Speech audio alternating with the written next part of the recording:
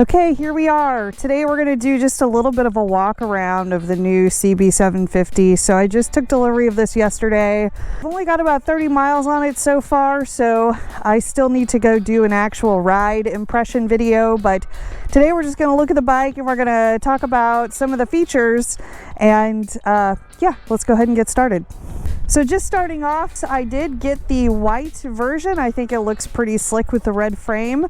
I really waffled back and forth between the black and the white. The black, I thought I could maybe wrap it and make it some fun color, since Honda doesn't seem interested in giving us fun colors in the United States. But I actually think the white with the red frame looks really, really good. So I'm super stoked with the color choice, and I think it's just a really sharp looking bike.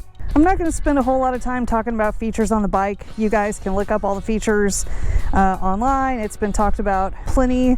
I'll just call attention to a couple key things for this bike. So I really do think you're getting a lot of bang for your buck with this bike. Obviously you can see here we do have a quick shifter, which comes standard. So this is not an upgrade. I'm used to seeing that as an upgrade on the bikes. Getting on the bike, we have a couple more switches than I'm used to seeing on these little Honda bikes. So we do have rider modes on this bike now. So if you look at the display and I switch up, I have sport mode, I have rain mode, and I have two user preset modes where I can actually tailor what I want those to look like. As you can see, I do have my phone paired to the bike. I will say this is the easiest phone pairing I've ever had on a motorcycle. It just worked. Like, it took not even a minute to get this synced up, which is awesome. Cannot say the same for my Tiger 900. I think I still don't have the phone working with the bike, but that's okay. So yeah, it's pretty cool to be able to get navigation actually on your TFT display and stuff like that. So you can actually navigate through. You can see that the bike is synced with my phone. So I can go through navigation, music, volumes, and it's changing on both my phone and the TFT display. You even get weather, which I think is actually really kind of neat. And then you can actually dig in and see what your forecast is coming up. So I think they did a pretty good job with this.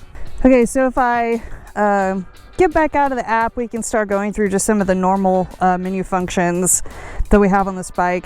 We talked about rider modes briefly. All right, so we have basic display functionality. So we can look at power, engine braking, or torque control. And then we've got all kinds of other things we can look at with trip, fuel consumption, and things like that. Going down, here's your trip that you can reset. And then if we go into settings, we've got a whole bunch of stuff on this bike that we can look at. First is riding mode, right? So this is where you can actually tailor those user settings. So you can control power, you can control the amount of engine braking, and you control the amount of torque control. So this is not the amount of torque, it's the amount of torque control. So you have two user presets that you can change there. There's also some quick shifter modifications you can make. The hardness or softness actually on the shifter is controllable. You can also set your shift points. So the RPMs will actually change color based on shift points on the TFT if you enable that. And you can actually tailor this to your own personal liking. Also, self-canceling turn signals. This is really cool. I have it on. Even if you're just doing lane changes, it will actually auto cancel after a certain amount of time. So that's pretty neat. It's not just for, 90-degree turns, but lane changes as well. And then you have your trip resets. For your display types, you have three. You've got the bar, which is what I'm using now. You have a circle display and you have a simple display. So if we want to look at those real quick, I've selected bar. This is the standard bar display. If we want to go back and look at some others, selected circle, this is going to be your circle display. And then finally, our simple display. So far, my preference is for the bar display, but we also have a lot of other stuff we can control. Brightness of the displays, auto dimming of the displays, Even the background, I like using auto. This is a very clear display, and I have seen it switch a couple times going through overpasses and things like that. It looks really good in both modes, so I just keep it all on auto. Favorite info, you can actually set what your favorite information is that you care about seeing, whether it be trip or fuel consumption or whatever that is, and you can change where it's displayed. You can also do a favorite switch if there's something that you want quick access to, and maybe that's, you know, you're going to be resetting your trip a lot, so you make that your favorite switch. Also, air temperature, if you want to see air temperature, you can also select that on your display.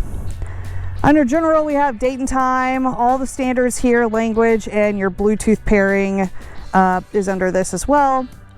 And under service, we actually have maintenance intervals that you can set in here for the ones that you care about. You can get your oil change set up in here. You can also see your battery voltage if you're curious what the health of your battery looks like, water temp, and things like that. Equipment, I have a quick shifter. I do not have grip heaters, so quick shifter is the only thing you see under here. And for system information, there's some information about the software on your bike. So that's a quick tour of the display, and a lot of people are asking what the bike sounds like, so let's go ahead and start her up.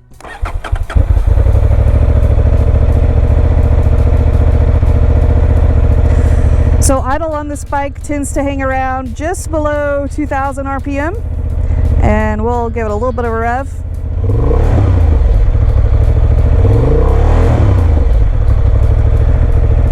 I actually think it sounds quite good for a stock exhaust. I'm pretty happy with that. Just a couple other things to note on the cockpit here. So I do have my quad lock mounted, plenty of room on the bar here to mount whatever you want. I actually found that to be a problem on the MT-07. There wasn't a super convenient place to put a quad lock mount or any other kind of clamp style mount, so I had to buy the one that actually connects to the brake fluid reservoir on the MT-07. But yeah, plenty of real estate here if you want to hook up your cameras and your quad locks and all that other good stuff. I think the stock clutch feel on this bike is actually really good. I already ordered some ASV levers. I'm going to go ahead and put them on just because I've got little hands, and so I like to have some adjustability of pulling these in closer to the bars. But honestly, no complaints. I think everything actually feels really, really good just right out the box. I have not ridden this bike at night yet, but I think that the lights are going to be pretty sufficient on this. I'm super happy with the fit and finish on the bike. I haven't gone into every crack and crevice yet, but from everything that I've seen so far, it's just really well put together. Everything fits really well. Everything's really high quality. So I'm really happy with the bike from that perspective as well. Just a couple other fun little features on the bike. If we remove the rear seat here, super easy. I actually haven't taken anything out yet. We have our owner's manual, our toolkits. There is actually a USB here. This is USB-C. So if you wanted to throw your phone under here, have it charging, you do have access there, or really charge anything else that's USB-C. Now it does not connect to the bike, so you can't put your phone in there to charge it and then have it running, you know, something synced up, but that's fine because you can Bluetooth connect your ride app anyway. So yeah, and then, you know, standard small toolkit, you're not really getting much with these little bikes. You also get your helmet lock, and you also get your bag tie downs here. So if you want to put luggage on the back, you basically just flip these guys out, and then you have something to anchor your bag to outside of the seat.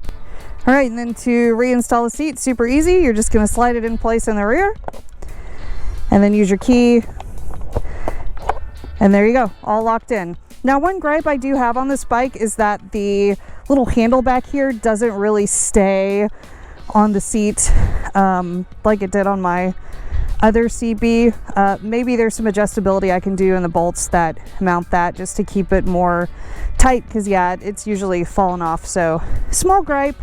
All right, so I'm going to leave the rest of this video for some nice beauty shots and go take it for a spin, and we'll do some more ride reviews on this bike.